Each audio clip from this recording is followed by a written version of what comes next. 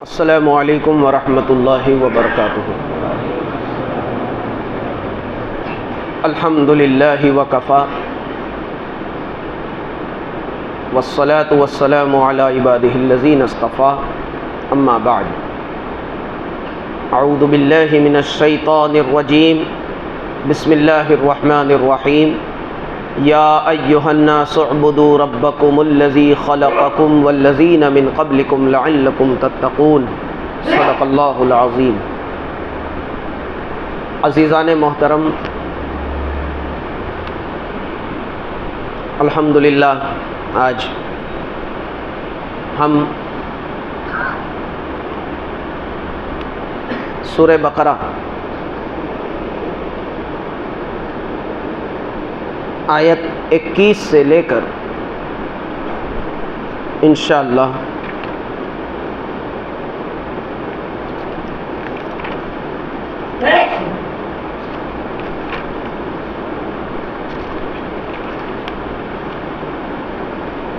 آیت 25 اور پھر دیکھیں گے انشاءاللہ وقت میں گنجائش ہوگی تو اور بھی آگے ان آیات بینات کو سمجھنے کی کوشش کریں گے۔ کل آپ نے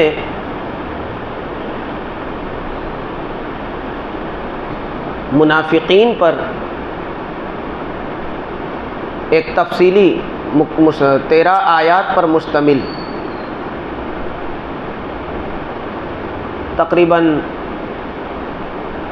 آیت 9 سے لے کر 20 تک شروع آخری جو 2 آیات ہیں وہ تو مثال ہے، 9 سے لے کر 18 تک، اور پھر 2 آیات اس کو مثال دے کر کے سمجھایا گیا۔ اور کل ایک چیز یہ مکمل ہوئی تھی کہ پہلے ایمان والوں کا ذکر ہوا، پھر کافروں کا، پھر منافقوں کا، ایک خاص گروہ کا ذکر تھا۔ اب آج جو آیہ مقدسہ ہے سورہ بقرہ 21 نمبر کی آیت، اب یہاں سے اللہ تعالیٰ پوری انسانیت کو مخاطب کرتا ہے۔ پہلے خاص ایک گروہ کا ذکر تھا، پھر خاص دوسرے گروہ کا، اور پھر خاص تیسرے گروہ کا۔ اب کل انسانیت کو اللہ تعالیٰ ارشاد فرماتا ہے، اللہ کے نام سے شروع جو نہایت مہربان رحم فرمانے والا۔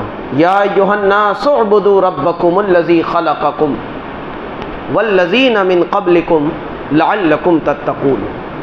اے لوگو، اے تمام انسانوں، تم عبادت کرو اپنے پروردگار کی جس نے تم سب کو پیدا کیا، تم سب کو اسی نے پیدا کیا،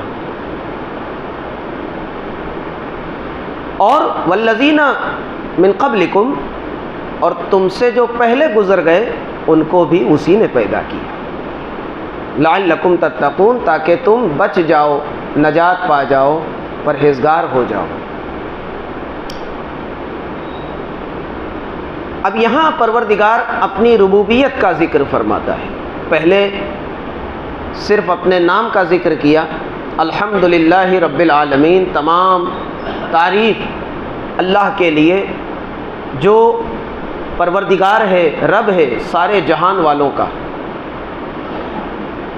یہاں پروردگار اپنے اسی صفاتی نام یعنی رب، اسی کا حوالہ دے کر فرماتا ہے کہ تم اپنے رب کی عبادت کرو جس نے تم سب کو پیدا کیا۔ تو رب وہ ہے جو پیدا بھی کرے اور پیدا کرنے کے بعد اس کی پرورش کا بھی پورا بندوبست کرے۔ اس لیے اگلی آیت میں رزق کا ذکر ہے۔ تو اپنے رب کی عبادت کرو جس نے تم سب کو پیدا کیا، اور جس نے تمہارے باپ داداؤں کو بھی پیدا کیا، تاکہ تم بچ جاؤ، آخرت کے عذاب سے بچ جاؤ، جہنم کے عذاب سے بچ جاؤ۔ اب یہاں پر آغاز قرآن میں پہلی مرتبہ عبادت کا حکم دیا جا رہا ہے، اور کتنی شاندار احسن طریقے سے، زبردست انداز میں، دلیلوں کے ساتھ، کہ عبادت اسی کی ہونی چاہیے جو تمہارا مالک ہو، جو تمہارا پروردگار ہو، سر اسی کے سامنے جھکانا چاہیے جس نے تمہیں پیدا کیا، اور پیدا کرنے کے بعد جو تمہیں پالتا پوستا ہے، جو تمہاری حاجتیں پوری کرتا ہے۔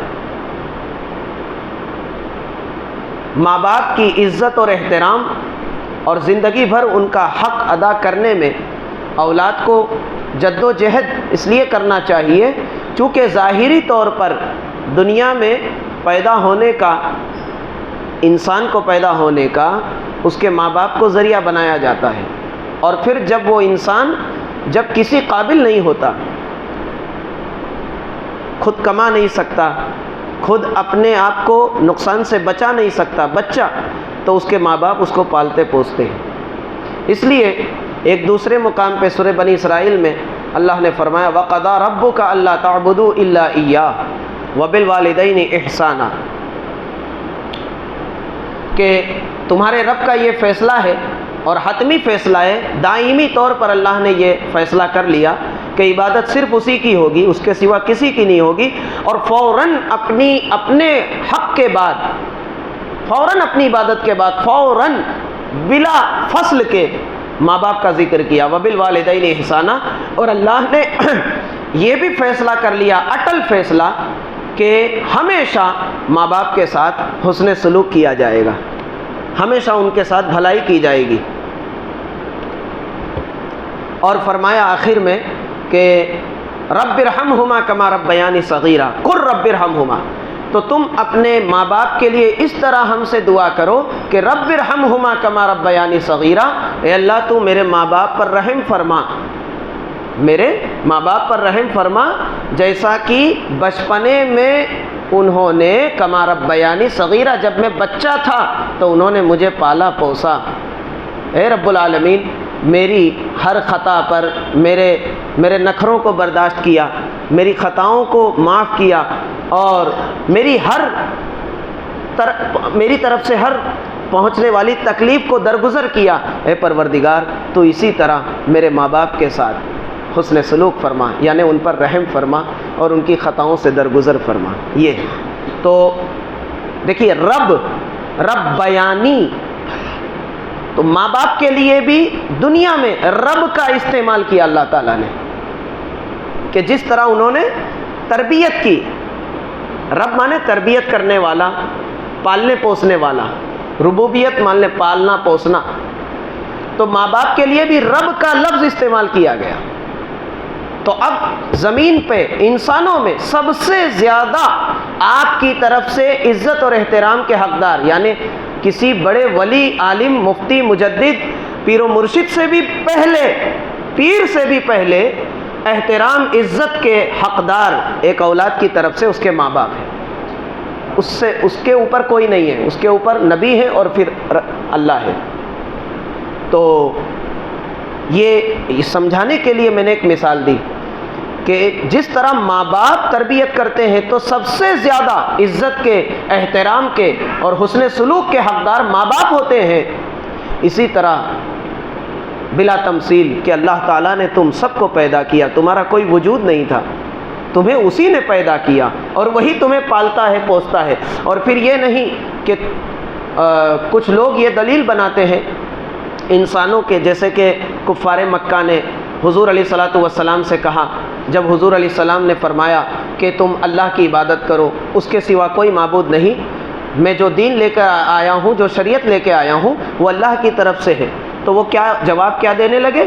قالوا وجدنا آباءنا، ہم نے تو ہمارے باپ داداؤں کو جس دین پہ پایا ہے ہم تو اسی کی پیروی کریں گے۔ قالوا بل نتبع ما وجدنا علیہ آباءنا، ہم اسی کی پیروی کریں گے جو ہمارے باپ داداؤں کا دین تھا۔ تو انسان کے نیچر میں یہ چیز ہے کہ وہ اپنے ماں باپ، اپنے آبا و اجداد کو فالو کرتا ہے اور ان کی رسموں کو زندہ رکھتا ہے اگرچہ وہ غلط ہو۔ تو اللہ نے فرمایا کہ تم کو اسی نے پیدا کیا اور تمہارے باپ داداؤں کو بھی اسی نے پیدا کیا، تم یہ جواب دیتے ہو کہ میرے باپ دادا لات و منات کو پوجتے تھے، تو وہ بھی تو انسان تھے، ان سے بھی تو غلطی ہو سکتی ہے، وہ بھی تو گمراہ ہو سکتے ہیں۔ جس طرح تم گمراہ ہوئے وہ بھی تو انسان ہی تھے، لہٰذا اب یہ سب چھوڑو۔ اعبدوا ربکم الذی خلقکم والذین من قبلکم، تم کو اسی نے پیدا کیا اور تمہارے باپ داداؤں کو بھی اسی نے پیدا کیا، لہٰذا جو تمہارا خالق ہے، جو تم کو پیدا کرنے والا ہے اور جو تمہیں پالنے پوسنے والا ہے، عبادت کا حقدار بھی وہی ہے۔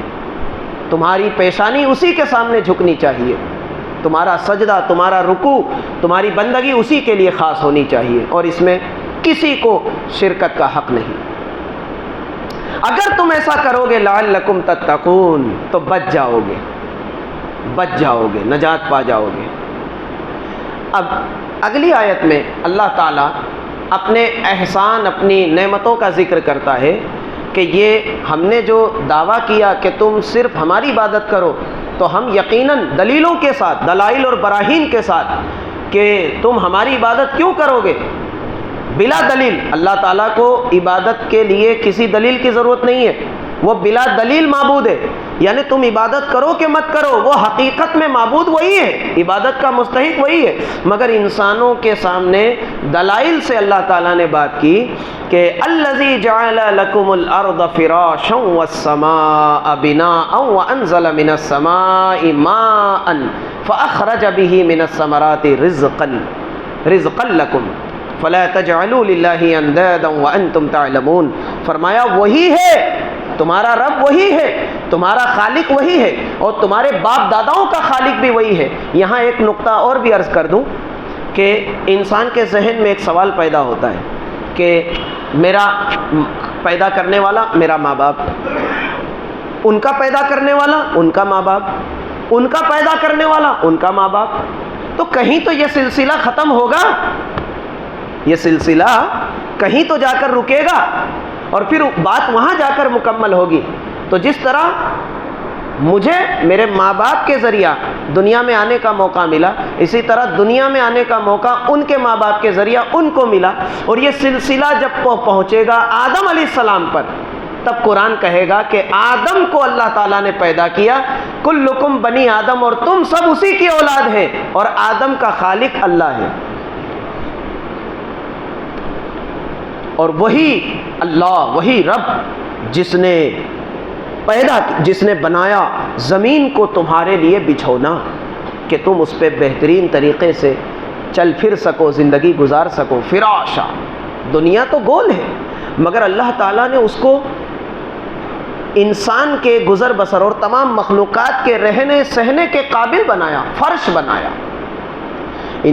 دنیا تو گول ہے، زمین گول ہے، آپ راؤنڈ لگائیں پورا گول ہے، انڈے کی طرح ہے، مگر جب کوئی چیز بہت بڑی ہوتی ہے تو اس کی گولائی آپ کو قریب سے نہیں دکھے گی، جب بہت اونچائی پر جا کر آپ دیکھو گے تب اس کی گولائی آپ کو نظر آئے گی۔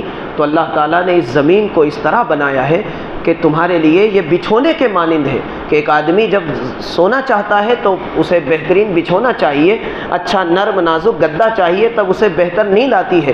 اسی طرح انسان کو زندگی گزارنے کے لیے اللہ تعالیٰ نے اس زمین کو اس قابل بنایا کہ تم اس پہ چل پھر سکو، سفر کرو، تم اس پہ رہن سہن کر سکو، اپنی بلڈنگیں بناؤ، اپنے گھر کو تعمیر کرو۔ الذی جعل لکم الارض فراشا، وہی ہے جس نے زمین کو آپ کے لیے بچھونا بنایا، اور پھر اس کے بعد فرمایا والسماء بناء، اور آسمان کو اسی نے تمہارے لیے شامیانہ بنایا۔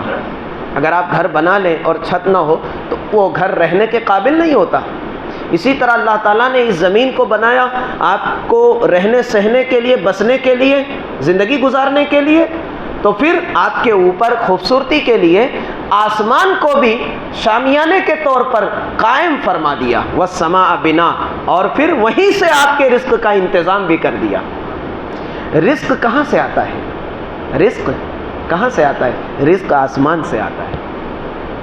رزق کہاں سے آتا ہے؟ قرآن کہتا ہے وَأَنزَلَ مِنَ السَّمَاءِ مَاءً فَأَخْرَجَ بِهِ مِنَ الثَّمَرَاتِ رِزْقًا لَكُمْ، وہی ہے جس نے نازل کیا، جو اتارتا ہے آسمان سے پانی، فَأَخْرَجَ بِهِ مِنَ الثَّمَرَاتِ رِزْقًا، اور پھر وہ پانی جب زمین میں آتا ہے اور زمین اسے اپنے اندر جذب کرتی ہے تو وہی پانی کی تاثیر یہ ہوتی ہے کہ زمین سے فَأَخْرَجَ بِهِ مِنَ الثَّمَرَاتِ رِزْقًا لَكُمْ، تو پھر زمین سے میوے پھل وہ تمہارے لیے رزق کے طور پر نکالتا ہے اسی زمین سے.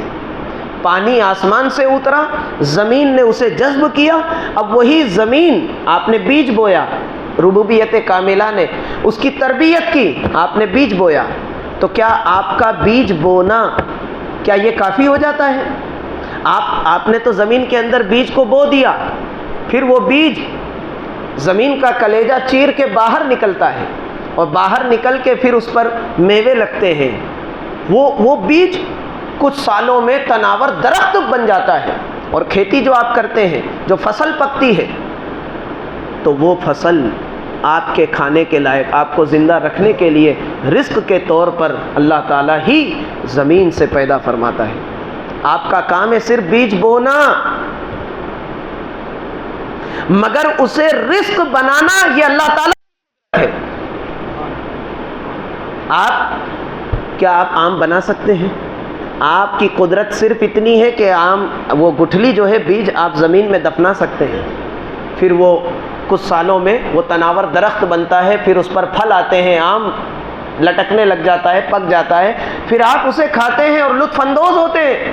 تو یہ سارا پروسیس کون کرتا ہے؟ یہ قدرت، یہ اختیار کس کی ہے؟ یہ اللہ تعالیٰ کی ذات ہے، یہ اللہ تعالیٰ کی شان ہے کہ وہ آپ کے لیے زمین سے رزق نکالتا ہے. فَأَخْرَجَ بِهِ مِنَ الثَّمَرَاتِ رِزْقًا لَكُمْ فَلَا تَجْعَلُوا لِلَّهِ أَنْدَادًا وَأَنْتُمْ تَعْلَمُونَ. اور اب فرمایا دیکھیے کہ اب جانتے بوجھتے اب اللہ کے مد مقابل اللہ کا کوئی شریک مت ٹھہراؤ. اب جبکہ تمہیں علم حاصل ہو گیا کہ وہی اللہ ہے، وہی عبادت کا مستحق ہے، جس نے آسمان کو پیدا کیا، شامیانہ بنایا، زمین کو بچھونا بنایا، اور پھر آپ کی رہن سہن گزر بسر کے لیے آپ کے لیے بڑھیا رزق کا انتظام کیا، پاکیزہ رزق کا. فرمایا یا ایھا الذین آمنوا کلوا من طیبات ما رزقناکم، اے ایمان والو کھاؤ پاکیزہ رزق جو ہم نے آپ کو عطا کیا ہے. کلو وشربو، خوب کھاؤ خوب پیو، اور اللہ تعالیٰ کا شکر ادا کرو. واشکروا للہ ان کنتم ایاہ تعبدون، اور اللہ کا شکر ادا کرو اور خاص اسی کی عبادت کرو، یقیناً وہی عبادت کا مستحق ہے. پاکیزہ کھاؤ پیو، حرام سے بچو. کس سے بچو؟ حرام سے بچو، لقمہ حرام سے بچو. آپ کو معلوم ہو جائے کہ یہ کھانا حرام کی کمائی سے حاصل ہوا ہے تو قطعاً اسے ہرگز مت کھاؤ. پیٹ تو بھر جائے گا، یہ حرام آپ کے پیٹ میں جائے گا تو اس کا اثر کیا ہوگا معلوم ہے؟ صحیح حدیث میں اللہ کے محبوب صلی اللہ علیہ وسلم فرماتے ہیں کہ جب آدمی لقمہ حرام کھا لیتا ہے تو 40 روز تک اس کی کوئی دعا قبول نہیں ہوتی. 40 دن تک اس کی کوئی دعا قبول نہیں ہوتی، اس کی روح مجروح ہو جاتی ہے. آج اکثریت کیوں نماز سے، دین سے، شریعت سے، سنت سے غافل کیوں ہے؟ اور اتنے جلسے ہو رہے ہیں، سوشل میڈیا پر دین اتنا عام ہو چکا ہے، قرآن اتنا عام ہو چکا ہے، تفسیر، درس قرآن، درس حدیث، تقریر، واعظ، نصیحت، جلسے پہ جلسے ہو رہے ہیں. لوگ اچھی اچھی باتیں، قرآن کا پیغام، حدیث کا پیغام پہنچایا جا رہا ہے. ہر بچے سے لے کے بوڑھے تک کے کانوں تک قرآن کی آواز پہنچائی جا رہی ہے، مگر اثر کیوں نہیں ہو رہا؟ اثر اس لیے نہیں ہو رہا کہ ہمارے تن بدن میں جو خون کے قطرے ہیں وہ حرام لقمے سے بنے ہیں، اور روح ہماری مجروح ہو چکی ہے، ضمیر ہمارا اس سے زخمی ہو گیا ہے، اس لیے حق کو قبول کرنے میں وہ غافل ہے اور اس پر قرآن اور حدیث کی باتوں کا اثر نہیں ہو رہا. روح مجروح ہو چکی. امام حسین رضی اللہ تعالیٰ عنہ نے کربلا کے میدان میں یزیدیوں سے، لشکر یزید سے آخری جو نصیحت فرمائی تھی آپ نے وہ یہی جملے تھے کہ تم مجھے امام الانبیاء کا نواسہ مانتے ہو، فاطمہ زہرا خاتون جنت کا شہزادہ مانتے ہو، امام الاولیاء، امام الاتقیاء، مولائے کائنات علی مرتضیٰ کا شہزادہ بھی مانتے ہو، اور مجھے برحق بھی جانتے ہو، اور میرے بارے میں تمہیں تمام فضیلتوں کا علم ہے کہ نبی کونین نے مجھے جنتی نوجوانوں کا سردار بنا دیا ہے، جنت ہماری ملکیت اہل بیت کی، تم سب کچھ جانتے ہو، مگر اس کے باوجود تم میرے خون کے پیاسے بنے ہوئے ہو، اس لیے کہ، اور میں تمہیں نصیحت بھی کر رہا ہوں، تمہیں یاد بھی دلا رہا ہوں، تب بھی تم اپنے ارادے سے باز نہیں آ رہے ہو اور نہیں آؤ گے. امام علی مقام نے فرمایا تھا اس لیے کہ تمہارا جسم، تمہاری جسم کا گوشت اور گوشت کا ایک ایک ٹکڑا اور خون کا ایک ایک قطرہ وہ حرام کی کمائی اور رزق حرام سے تیار ہوا ہے، تمہارا دل حرام کے رزق سے مجروح ہو چکا ہے، ضمیر مردہ ہو چکا ہے، اب میری باتوں کا تم پر کوئی اثر نہیں ہو سکتا۔ تو امام علی مقام، بھائی آپ یہ کہیں کہ علماء کی زبان میں وہ اثر نہیں رہا، تو امام حسین رضی اللہ عنہ نے تو 7 خطبہ دیا تھا، تو امام حسین رضی اللہ عنہ کے لیے بھی یہ کہا جائے کہ ان کی زبان میں اثر نہیں تھا؟ نہیں، اثر تو تھا، مکمل تھا، مگر ان کے دل پتھر کے ہو چکے تھے، یزیدیوں کے، ان کے دل دماغ، ان کی عقل کا چراغ بجھ چکا تھا رزق حرام سے۔ تو دوستو عزیزو، آج جو سب سے بڑی وجہ ہے کہ امت پہ قرآن اور حدیث کی تعلیم کا اثر نہیں ہو رہا، کیونکہ رزق حرام عام ہو چکا ہے۔ ایک آدمی رزق حرام سے وہ خوب پیسے والا ہو گیا، اور پھر اس کے متعلقین اس کی، چلو آپ تو رزق حرام نہیں کر رہے ہیں، آپ کا راستہ تو حلال کا ہے، مگر آپ جہاں جہاں دعوتوں میں ادھر ادھر جا رہے ہیں، کیا آپ نے تحقیق کی؟ کیا آپ نے پتہ لگایا کہ جس نے ہمیں دعوت دی ہے، جس نے ہمیں بلایا ہے، اس کی کمائی کس راستے سے آ رہی ہے؟ تو من جملہ پوری قوم رزق حرام کھا رہی ہے، پوری قوم۔ اللہ اکبر، اللہ تعالی ہم سب کو محفوظ فرمائے اور ہمیں رزق حرام سے بچنے کی توفیق عطا فرمائے۔ تو الذی جعل لکم الارض فراشا والسماء بناء وانزل من السماء ماء فاخرج به من الثمرات رزقا لکم فلا تجعلوا للہ اندادا وانتم تعلمون۔ اب اللہ تعالیٰ نے پہلے تو اپنی عبادت کا حکم دیا، پھر فرمایا کہ وہی ہے جو زمین کو تمہارے لیے بچھونا بنایا، وہی ہے جس نے آسمان کو تمہارے لیے شامیانہ بنایا، اور وہی ہے جو پانی برساتا ہے۔ آپ پانی کے بغیر ایک دن بھی زندہ نہیں رہ سکتے۔ یہ پانی آپ پیدا کر سکتے ہو؟ پانی آپ بنا سکتے ہو؟ نہیں بنا سکتے۔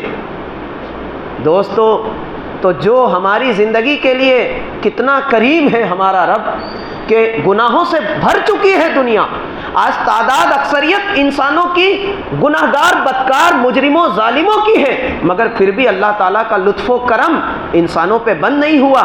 وہ آسمان سے پانی اسی طرح برسا رہا ہے، زمین سے کھیتی اسی طرح پیدا کر رہا ہے، تاکہ انسان کھائے پیے اور اللہ کا شکر ادا کرے۔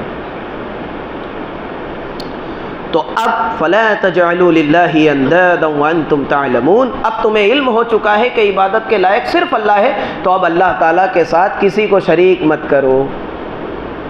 اندادا، جانتے بوجھتے اس کا مد مقابل اللہ تعالیٰ کے ساتھ کسی کو شریک مت کرو۔ یہ توحید پر پہلا سبق دیا جا رہا ہے کہ جانتے بوجھتے مت بناؤ اللہ کا شریک، اللہ کے ساتھ کسی کو شریک مت ٹھہراؤ۔ توحید رسول اللہ صلی اللہ علیہ وآلہ وسلم نے اتنی باریکی سے اپنی امت کو سمجھایا ہے کہ ایک صحابی ایک موقع پہ اللہ کے محبوب صلی اللہ علیہ وآلہ وسلم سے کہتے ہیں، کچھ بات ہو رہی تھی تو ایک صحابی نے حضور سے عرض کیا، یا رسول اللہ ما شاء اللہ وشئت، جو اللہ چاہے اور جو آپ چاہے۔ رسول کریم صلی اللہ علیہ وآلہ وسلم جلال میں آ گئے اور فرمایا، اجعلتنی ندا، کیا تو مجھے اللہ تعالیٰ کا مد مقابل بنا رہا ہے؟ ارے صرف اتنا کہ اللہ جو چاہے، اس کائنات میں، اس ساری کائنات میں صرف اللہ کی چلتی ہے اور صرف اسی کا ارادہ سب ارادوں پر غالب ہے۔ ماشاء اللہ وشئت، اس نے کہا جو اللہ چاہے اور جو آپ چاہے۔ تو حضور علیہ الصلوۃ والسلام نے یہاں توحید کی اتنی باریکی امت کو سمجھایا۔ اجعلتنی ندا، یہی اندادا، ندا نون اور دال، یعنی اللہ کا مد مقابل کسی کو بنانا، اللہ کا کسی کو ہمسر ٹھہرانا۔ تو رسول کریم صلی اللہ علیہ وآلہ وسلم نے، اور یہ مسلم شریف کی حدیث ہے، حضور نے فرمایا کہ تو مجھے اللہ کے برابر سمجھ رہا ہے کہ جو اللہ چاہے اور جو میں چاہوں؟ ارے اللہ ہی کی مشیت سے سارا کائنات کا نظام چلتا ہے، اس میں کسی کا دخل نہیں ہے۔ ہاں، اللہ کے نیک محبوب بندے اور رسول کریم اللہ تعالیٰ سے کچھ التجا کرے تو اللہ تعالیٰ اسے پورا کر دیتا ہے، یہ بات اور ہے، یہ اللہ کے محبوب بندے۔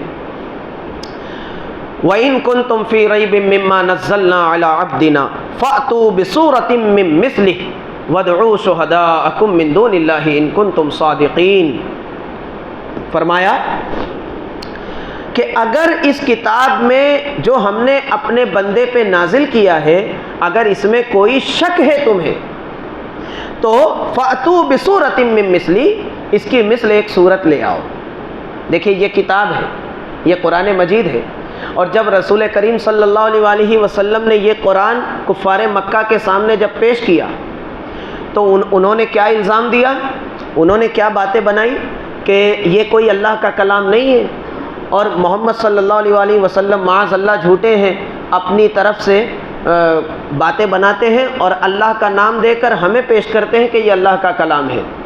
تو یہ سب قرآن کی باتیں ہیں۔ جب انہیں روکا گیا کہ مجھے اللہ نے اپنا رسول اور نبی بنا کر بھیجا ہے اور یہ قرآن اللہ تعالیٰ مجھ پر نازل کرتا ہے، تو لہٰذا اگلی جو آیت تھی اس میں سب سے پہلے انہیں شرک اور بت پرستی سے روکا گیا۔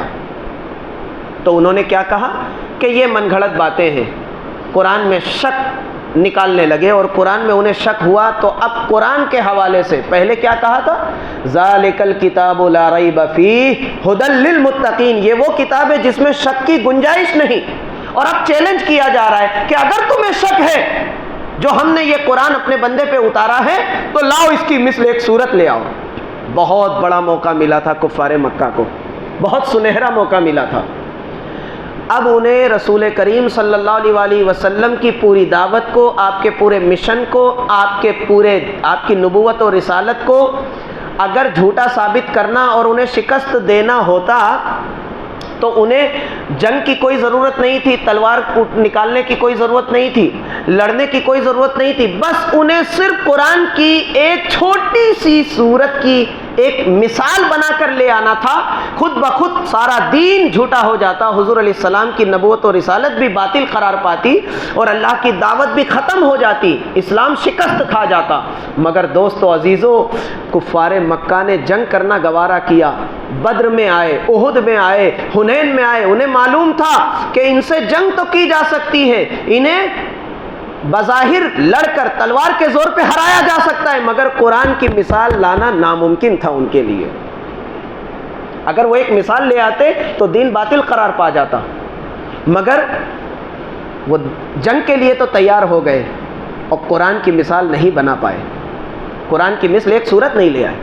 فَلْيَأْتُوا بِحَدِيثٍ مِّثْلِهِ، ارے ایک صورت تو جانے دو، سورہ کوثر سب سے چھوٹی صورت ہے، اس میں 3 آیات ہیں، جانے دو، ایک سورت جانے دو۔ فَلْيَأْتُوا بِحَدِيثٍ مِّثْلِهِ، ایک آیت، ایک جملہ اس کے برابر بنا کر لے آؤ، وہ بھی نہیں بنا پائے۔ إِن كُنتُم فِي رَيْبٍ مِّمَّا نَزَّلْنَا عَلَىٰ عَبْدِنَا فَأْتُوا بِسُورَةٍ مِّن مِّثْلِهِ وَادْعُوا شُهَدَاءَكُم مِّن دُونِ اللَّهِ إِن كُنتُم صَادِقِينَ۔ اور پھر قرآن کی مثل ایک صورت بنانے کے لیے تم تمام لوگوں کو، پوری دنیا کے انسانوں کو اپنا مددگار بنا لو اللہ کے سوا، اگر تم سچے ہو۔ نہیں کر پائے۔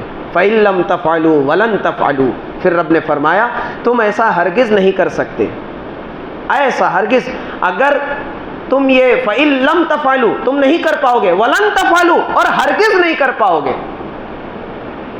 فَاتَّقُوا النَّارَ الَّتِي وَقُودُهَا النَّاسُ، تو اب ڈرو اس آگ سے جس کا ایندھن انسان ہے اور پتھر ہے۔ اس قرآن کا انکار کر کے کافر مت ہو جاؤ۔ اعدت للکافرین، اس آگ سے ڈرو۔ مجھے یہاں پہ ایک واقعہ یاد آ رہا ہے، حضرت بایزید بستامی رحمۃ اللہ تعالی علیہ، سلطان العارفین، اللہ کے بہت بڑے ولی، وہ بچے تھے، ان کی والدہ وہ کھانا بنا رہی تھی اور چولہا جلا رہی تھی، تو چولہا آگ جلانے کے لیے انہوں نے کہا، بیٹا، بایزید بستامی سے کہا، بیٹا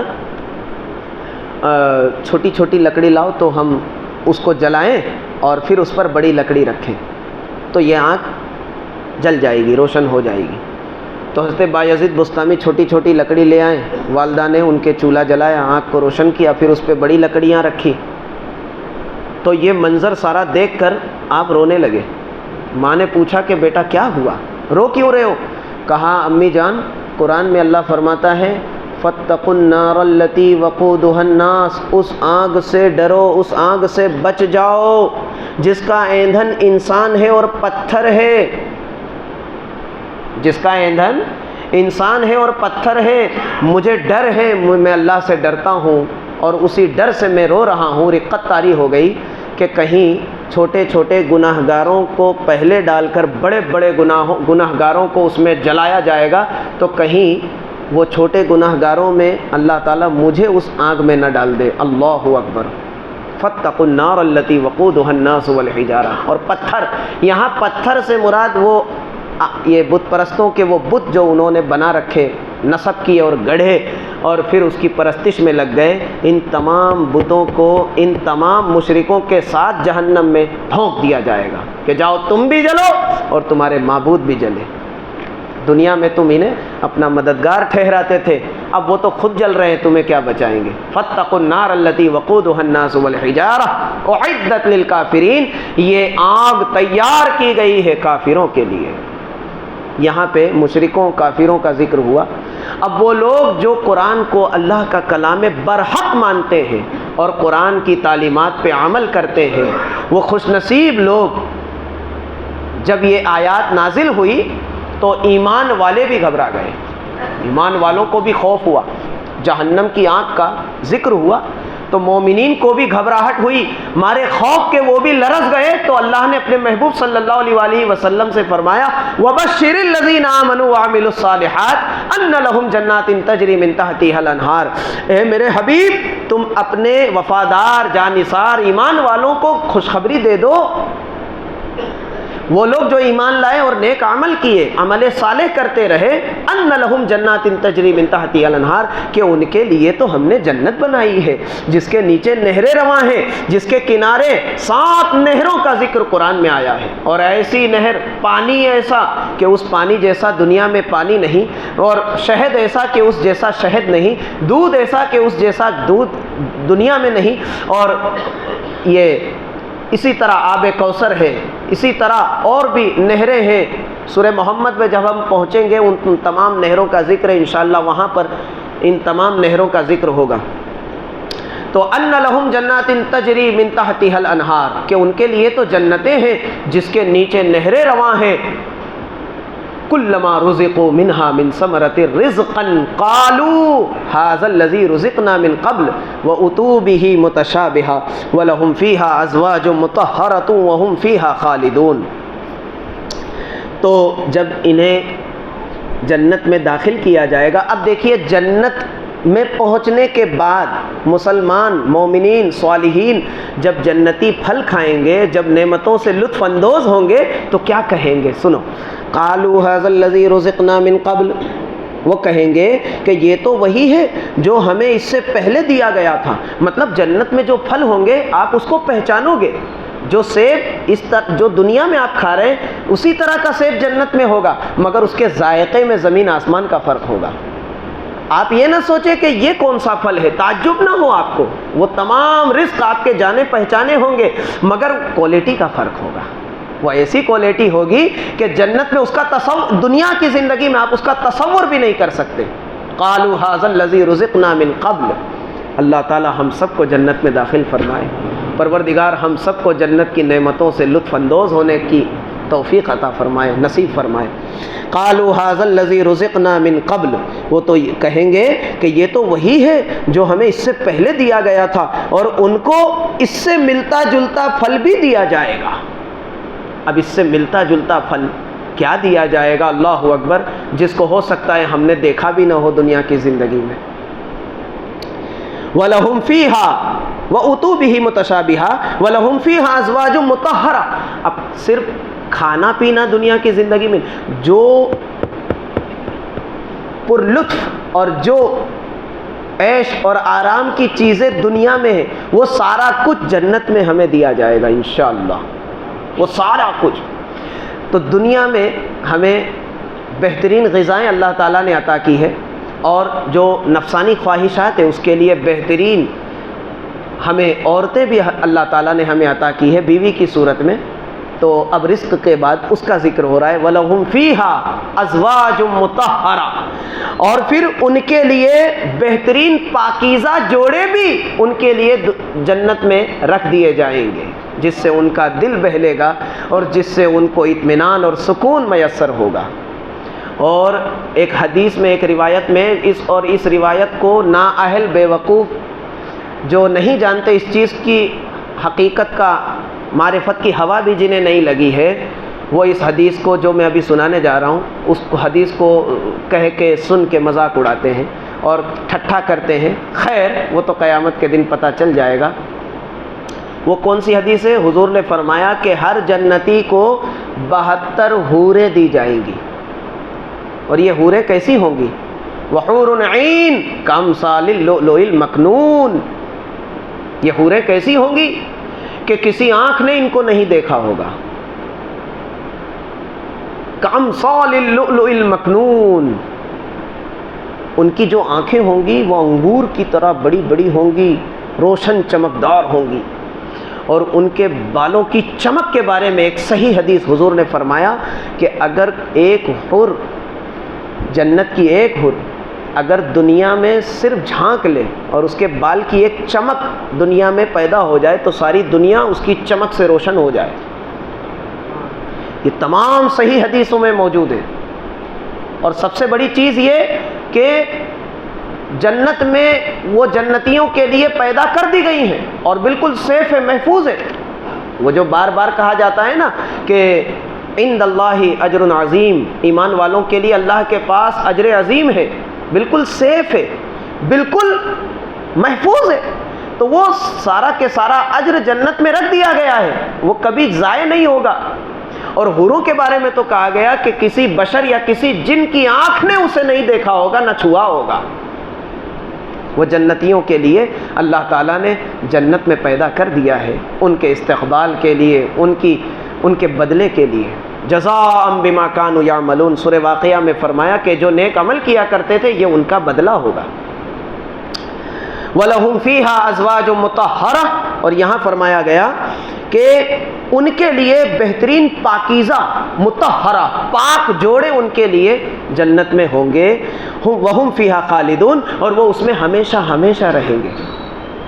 یہ دیکھیے دنیا کی زندگی میں جو نعمتیں ملی ہے ہمیں، دنیا کی زندگی میں جو دولت دی اللہ نے، جو نعمت دی ہے، جوانی، یہ آنکھیں، یہ کان اور یہ صحت، یہ تندرستی، ہمیں ہر وقت اس کی فکر لگی رہتی ہے کہ یہ میری جوانی اب جانے والی ہے نا، یہ آنکھوں کی روشنی کم ہو رہی ہے، ہر وقت اس کی فکر لگی رہتی ہے۔ کچھ ہوتا ہے تو اس کو بحال کرنے کے لیے لاکھوں روپے خرچ کرتا ہے آدمی کہ یہ نعمت اسی طرح باقی رہے۔ اپنی جوانی کو برقرار رکھنے کے لیے آدمی طرح طرح کے غذائیں لیتا ہے، ورزش کرتا ہے اور لاکھوں روپیوں کا جو ہے قیمتی غذائیں، مقوی غذائیں لیتا ہے، مگر دوستو پھر بھی جوانی کو رخصت تو ہونا ہے۔